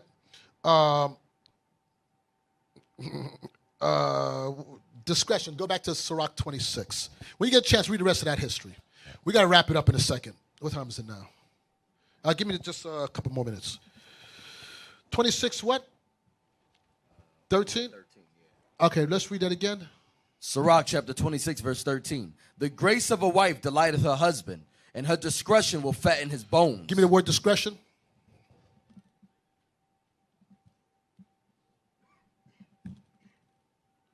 The quality of behaving or speaking in such a way as to avoid causing offense or revealing private information. Discretion is the quality of behaving, and speaking in such a way to avoid causing offense. Sisters, if you know your man, and you know certain things, he just don't like a certain way, discretion will teach you how to speak to him, to avoid causing any offense in an argument. Because at the end of the day, generally, guess what? Y'all end up losing anyway because we the lords of the house. It's going to be our way. We don't give a damn if you like it or not. Why put yourself through it? Why go through it for? Unless he tell you serve another God, then I get it. But if it ain't that, sometimes you got to let it fly. Oh, yes, my Lord. You know why? Because you're going to do it willfully or do it grudgingly, but you're going to do it anyway. Unless you're just going to say, to hell with God in the Bible. So why put yourself through it? Learn the discretion to learn how to avoid to cause an offense, to cause a problem. Why put yourself through that stuff for? And with that, what is said the last part of that? And the fatten what? It says, the grace of a wife delighteth her husband, and her discretion will fatten his bones. It's going to make him happy, joyful, that you learn how to avoid arguing with him. Read on. A silent and loving woman is a gift of the Lord. This is what he says. God, if you got a silent and loving, because some women are silent, but they ain't loving. That's why it says in Peter's, get that real quick in Peter's, a meek and quiet spirit. Peter's 3, right? Watch this. Because some women can be silent, but they ain't loving. They silent because but they miserable. They ain't, and their spirit ain't meek and quiet. Read that. 1 Peter chapter 3 and verse 4. But let it be the hidden man of the heart, in that which is not corruptible, even the ornament of a meek and quiet spirit. It's saying, sisters, be adorned with a meek and quiet spirit, meaning internally your mind is right. Your mind is all right. You're meek and quiet in your spirit. It's not verbal. It's how you feel, how you process what's going on. And if he ain't moving right, guess what? There's a God that he has to answer to. Sometimes you women be coming and bringing all your dirty laundry to leadership, and I'm like, wow, do you know now we know that forever? And a lot of times, it ain't about fixing. It's to shame him. That's all it's about, shaming him, because what are we going to do? We're going to get a belt. We're going to spank him? No. Y'all just be fuming your shame. We'd be like, wow, you sure you wanted to tell? Well, I know that now forever now. Yo, he don't wash his balls.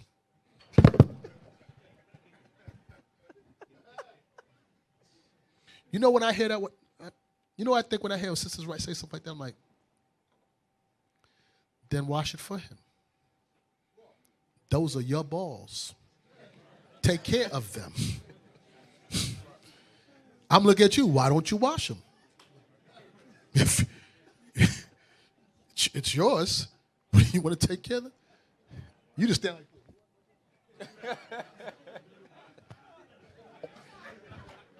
You complain to me about his balls. What am I supposed to? Am I supposed to wash his balls? What are you telling me for? You think this is? You think this is Mississippi? Oh, that was mean. That was mean. That was mean. That was mean. But it was funny anyway. I talk about the dogs. Yeah, that was me. Oh, that's Arkansas. Oh, my bad. I'm bad, Mississippi. That's Arkansas. That's right. Correction. Damn. You should have took that for Arkansas. You wasn't charitable. You should have just took it. Whatever. That's Arkansas. Arkansas. I'm joking. Those are your balls, ladies. Now let's go back. That was mean. Damn, that was mean. Let's go back. Where we at? Sirach chapter 26, verse 14.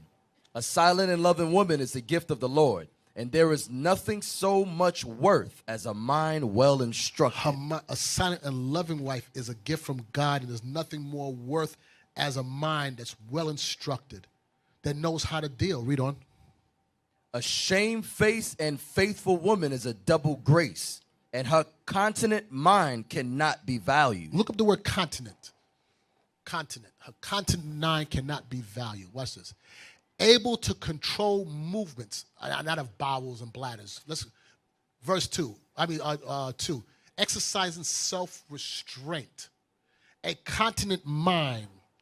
She can exercise. She has control of her thoughts, how to move, how to navigate. It says a continent what?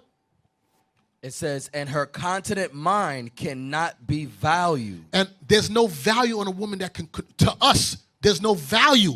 You're irreplaceable to us when you have discretion, grace, a continent mind.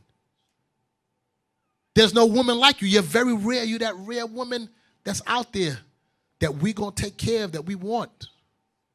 These are the attributes that we're looking for. Drop that real quick. Let's go from that back to Proverbs 31.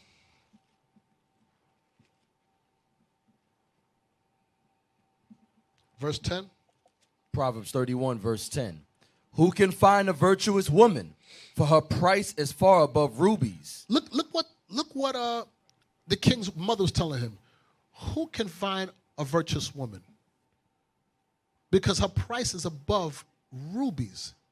You know what that's trying to say? You're invaluable to have a woman like this. Read on. The heart of her husband doth safely trust in her, so that he shall have no need of spoil. His heart does safely trust in her, for he have no need of spoil. So watch this. A virtuous woman. Hold this. We're going to come right here. Go to Proverbs 12, verse 4.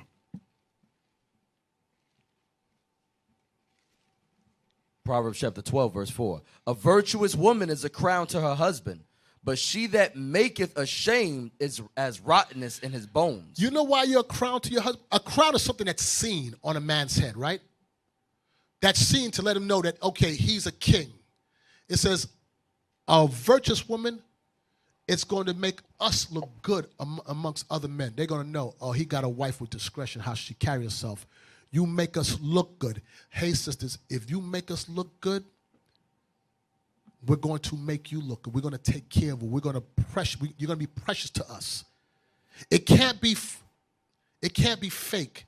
Don't try to make us look good when people come around. You got to act like that all the time.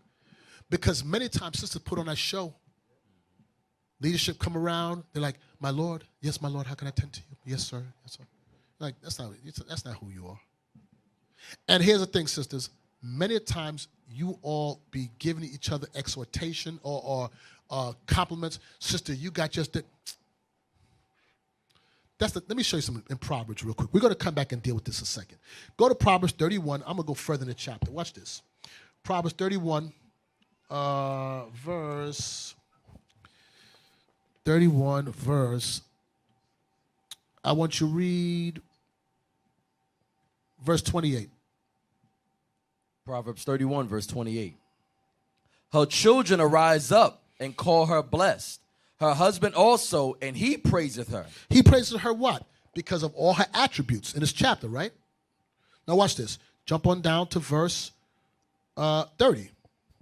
Favor is deceitful, and beauty is vain. But a woman that feareth the Lord, she shall be praised. So now, but it comes back and says, favor is deceitful, and beauty is vain. Why is it saying favor? Favor is where, guess what? You get praise. Why is favor deceitful and beauty is vain? Anybody know? Why does it say that in the chapter? Right there.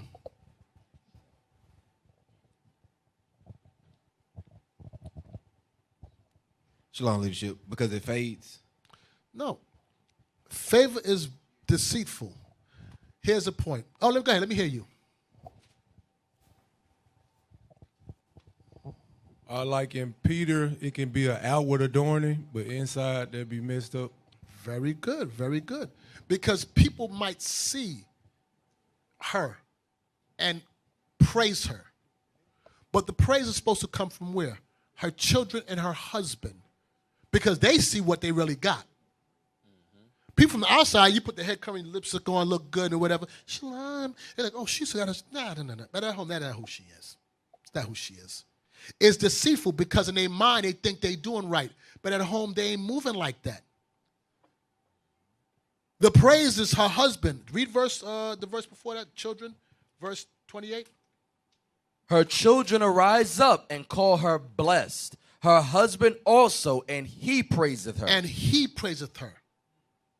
So when it comes back and says favor is deceitful and beauty is vain, it's because the favor, it's not real. And it deceives them, making them think they got their stuff together. Because somebody's from the outside looking in. Your praise comes from your Lord. From your children calling you blessed. Not from nobody out there. To hell with anybody, to hell with any other sister think about you, any brother is what your husband thinks about you. Is what your children think about you. That's where your praise is at. That's where your honor. All that other stuff don't mean nothing if it ain't coming from your Lord. Because your desires to him, and he shall rule over you. So don't get fooled. He's like, oh, sister, you got your stuff together. Nah. Then you go home with your husband, you ain't right with him. No. All that is fugazi. Let's go back in the chapter. Where did we leave off again? Verse 11, 31:11. The heart of her husband doth safely trust in her, so that he shall have no need of spoil. Goes for that, Sirach 26, 17, or 16. Sirach chapter 26, verse 16.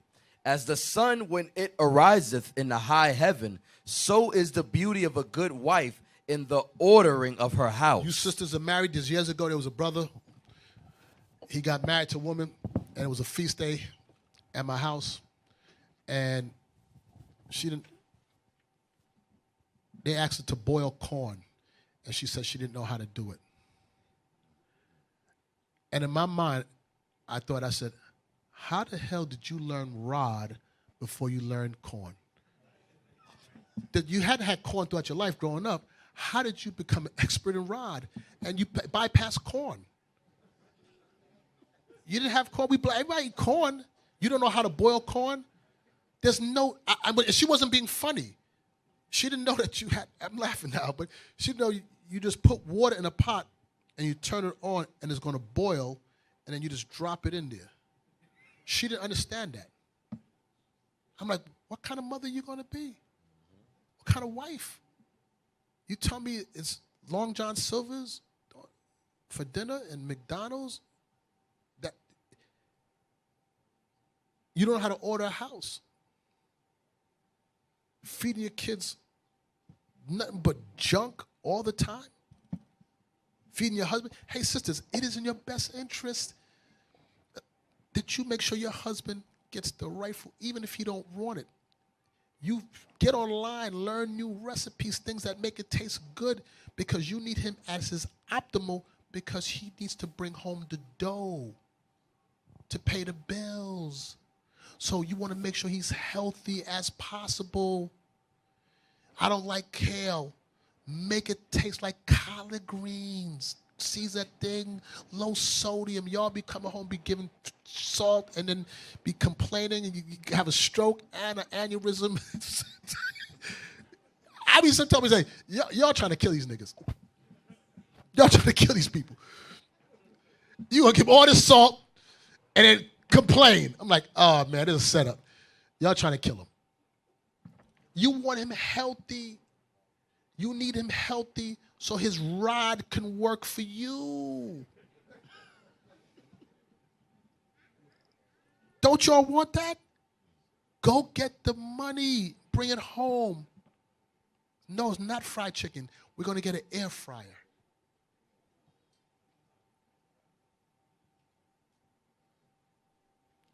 Read that verse again.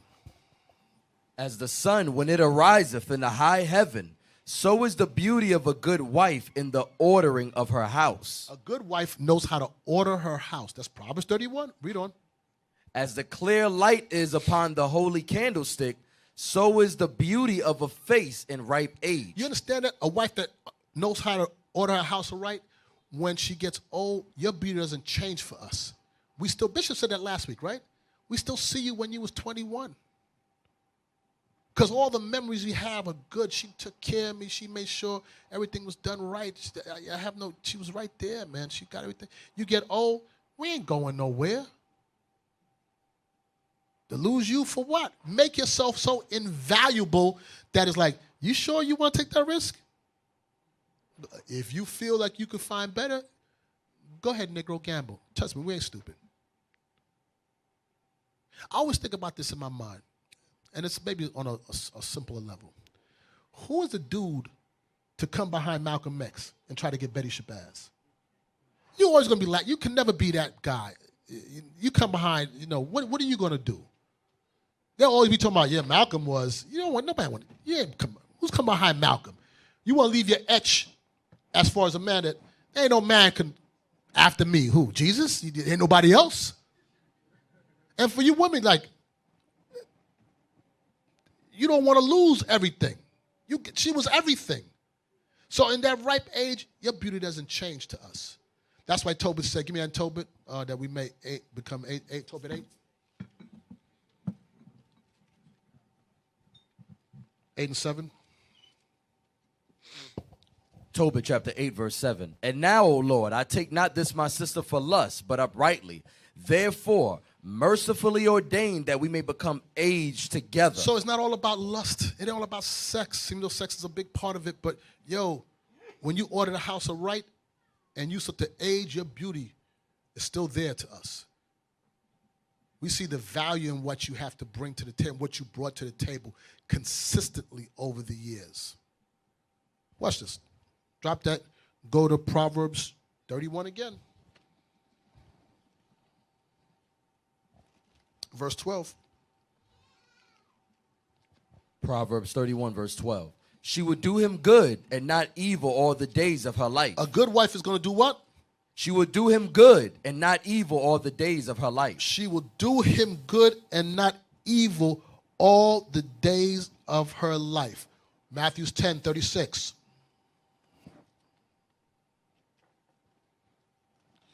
She would do him good and not evil. Matthew chapter 10, verse 36. And a man's foes shall be they of his own household. He already told you, sometime your foe or your enemy is going to be in your house. She would do it. You got women out here that's trying to get their husband thrown in prison. Damn, you're evil. You're the enemy. You're the foe. That righteous woman, listen to me. How many sisters be calling cops on your husband on BS?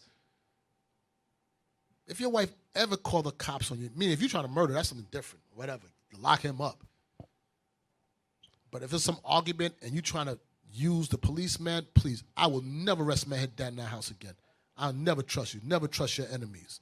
As iron rusts, so is his wickedness. And I ain't talking about Esau. That's talking about Israel. Go back and read it. Even though it is two-pole, the way it's the devil, the red man. But the point is, hell no. You gonna call the police and possibly have him put to death? take the source that's maintaining the family out the house, you're an enemy to your own self. You crazy. You hate him. Let's go back. Proverbs 31, verse 12. She would do him good and not evil all the days of her life. She seeketh wool and flax and worketh willingly with her hands. What word I want out there? She worketh willingly. I'm sorry to tell you, and it's not for all of you, but many of this generation of women, y'all lost that. You don't have a willing spirit to want to know how to work. I'm talking about in the house, how to be a wife, a mother. There was a generation of women that your worth was when you wanted a man, at least men back then, this generation of men are simps anyway. But, damn, that's messed up, but it is. It was. That what men look for in women, she would invite him to her house to meet her parents. She would cook. She would do her own hair. She would sew. And her parents there, and he would come and sit down and eat the food. And like, who made this? I made that. Nice dress. Who said I sewed that? You know, in the man's mind, she could feed me. She can sew my clothes if I need it done. She tends to her children, to her little brothers and sisters. She'll make a wife. The other ones would be the kept women that we just sleep with, but ain't claiming them. But that one is the one he brought home the money to. That's the one he left everything to. Women understood that at one time, that she had to have some type of worth to him. Men today's expectation has dropped so much, all you care about if she got Instagram views or whatever y'all do this generation. If she could sex, that's it. And that's why it never works. When you work willingly with your hand, sidebar, I'm telling you how I think, and I'm hoping you brothers think like this. I look online, when I see sisters on social media all day, especially married one, I'm like, yo, you are worthless.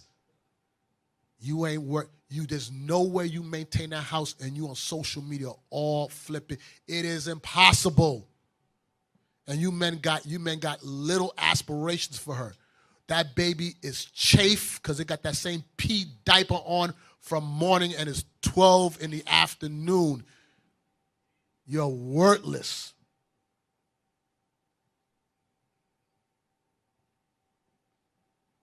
I'm telling you, I've seen some video, and I'm like, it's impossible.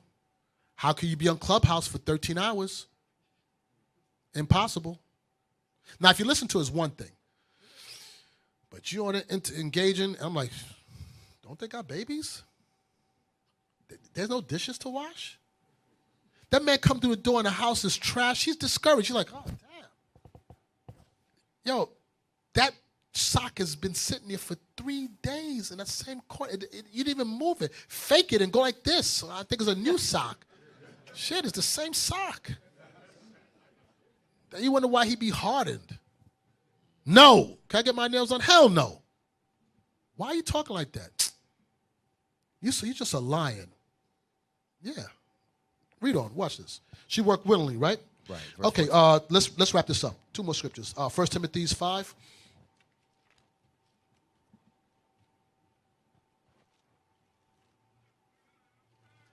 5, verse 11. 1 Timothy chapter 5, verse 11. But the younger widows refuse, for when they have begun to wax wanton against Christ, they will marry. Right, this is younger widows. When they burning, they're going to marry. Read on.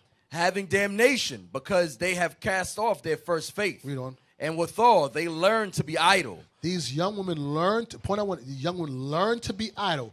Where did they learn to be idle from? The elder women didn't teach them. That's what happened in this generation. This elder woman did not teach the younger women in this generation how to maintain a man. Why? Because they was at the club dancing to Tupac and Biggie and getting tattoos on the lower of their back. Now they got daughters, and their daughters are ratchet. I was watching them all on Beale Street last night. I saw young girls on Beale Street. The girl could have been 18 years old. Breasts was falling out, drunk, laid in the street. I'm like, as Bishop said, who raised you? Yo, I'm like, man, and there's nothing but grown old hardened-ass Negroes out there. Why are you on the street these out? Man, the elder women did not teach you. They failed them. Learn to be what? And withal, they learn to be idle, wandering about from house to house. And not only idle, but tattlers also and busybodies, speaking things which they ought not. Read on. I will therefore that the younger woman marry, bear children, guide the house, give none occasion to the adversary to speak reproachfully. Right. Give none occasion for the adversary to speak reproachfully. That's why they talk about us the way we do. This young woman, a lot of these young girls, not y'all, because y'all come to the truth. These young girls don't have nothing to offer but body. That's it. Outside of that, they don't have no skills. They don't have the mental capability to meet you on a level where you two can converse and build a friendship. And a lot of you guys is brain, not you, but these young people is brain dead. And this is what you're looking for? That's why it don't last. You'll get them, but you can't keep them. Can't keep them. Idle. It says her hand was willing to want to work, willing to help build. He that getteth a wife beginneth a possession. They're building together, building a family. So God said he's seeking godly seed. We got to break that generational curse. I'm telling you. Watch this. 1 Timothy 5. We were at verse 14. No, I want. What's again? This is 2 Timothy 5. Keep us at home. That's Titus. Titus. I'm sorry. Titus. Titus 2. Titus chapter 2. Start with verse 1. Verse 1.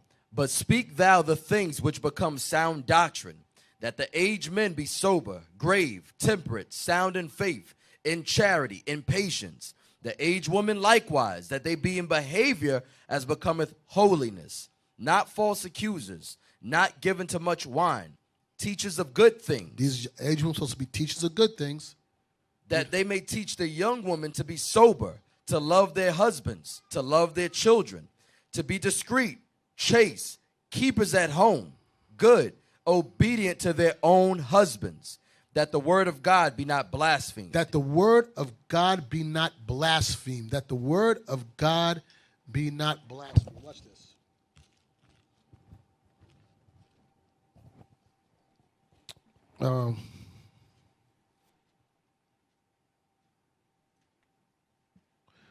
Watch this. Go to 1 Timothy 6, verse 1. 1 Timothy chapter 6, verse 1. Let as many servants as are under the yoke count their own masters worthy of all honor, that the name of God and his doctrine be not blasphemed. And that's the same thing. The servants, meaning you women were made for our sakes, to be helpmeets to us. Don't take that lightly, that the name of God be not blasphemed, because that was the purpose you were here for. And next week, man, we're going to talk about you, life last. Let's go back. I want verse 4. Titus 2, verse 4, right? 2-4, yeah. That they may teach the young woman to be sober, to love their husbands, to love their children, to be discreet, chaste, keepers at home, good, obedient to their own husbands, that the word of God be not blasphemed. And this is what the elder women were supposed to teach the younger woman. They were supposed to teach them these characteristics. These are the building blocks of us building back a nation. Like Ephesians 5, these are the first principles or the mysteries of the church, I should say. You want to build a church, you want to build a nation, we must first have a husband and wife that are on one accord with the man in the lead. That's how we're going to fix this right now. We want to fix our ills in our community. You sisters have to fall in line with that. Now, if you don't like these scriptures and you heard it, then you got to reconcile yourself that you don't love God. And if you brothers don't command this in your house, then you're a simp. And you're not worthy of this mission. Go to Christian church and bang a tambourine, you know. All right, so with that, we're going to stop today. I hope the class was edifying, that you received something from it.